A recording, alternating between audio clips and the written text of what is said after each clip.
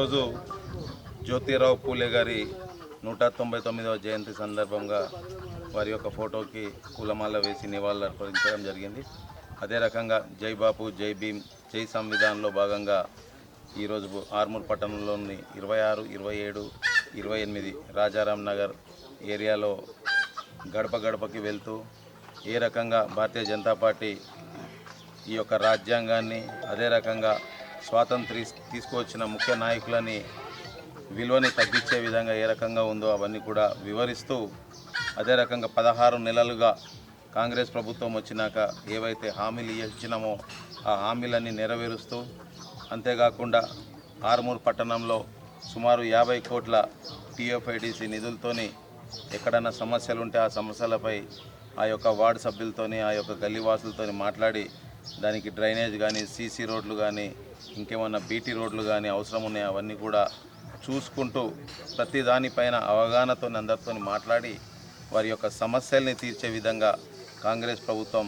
ప్రజల వద్దకి పాలన ఏ రకంగా అయితే ఉందో అదే రకంగా మేము కూడా అందరం కాంగ్రెస్ నాయకులం, పట్టణాధ్యక్షులు సాయిబాబా గౌడ్ గారు, మిగతా కౌన్సిలర్లు, మాజీ కౌన్సిలర్లు అందరం కూడా వెళ్ళి ఈ యొక్క సమస్యలతో వాళ్ళతో మాట్లాడి తొందరలోనే ఆ సమస్యల్ని తీర్చే విధంగా మేమందరం కూడా కార్యాచరణ చేసి అభివృద్ధి పైన తప్పకుండా రానున్న రోజుల్లో వారికి అందరికీ కూడా రోడ్లు, డ్రైనేజీలు ప్రతి వార్డుకి సుమారు 70-80 లక్షల రూపాయల నిధుల్ని కేటాయించి రోడ్స్ కానీ, డ్రైనేజ్ కానీ, ఇప్పుడు ఇక్కడ 26వ వార్డులో ఉన్నాం. వస్తున్న క్రమంలో మొత్తం 2 సైడ్లు డ్రైనేజ్ పూర్తిగా అస్తవ్యస్తంగా ఉంది, మట్టి రోడ్డు ఉంది. వర్షాకాలం చాలా ఇబ్బందులు అవుతుందని చెప్పి కూడా ఈ యొక్క కాలనీ వాసులు చెప్పడం జరిగింది. ఇవన్నీ కూడా డ్రైనేజ్ కానీ, రోడ్లు కానీ అన్నీ కూడా మెజారిటీ సమస్యల్ని తీర్చే విధంగా అందరం కూడా ఈ యొక్క కార్యక్రమంలో పాల్గొని,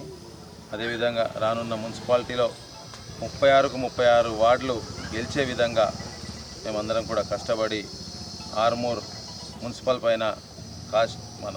కాంగ్రెస్ జెండా ఎగరవేయడానికి మేమందరం కూడా కష్టపడతామని చెప్పి కూడా తెలియజేస్తున్నాం. జై కాంగ్రెస్, జై జై కాంగ్రెస్.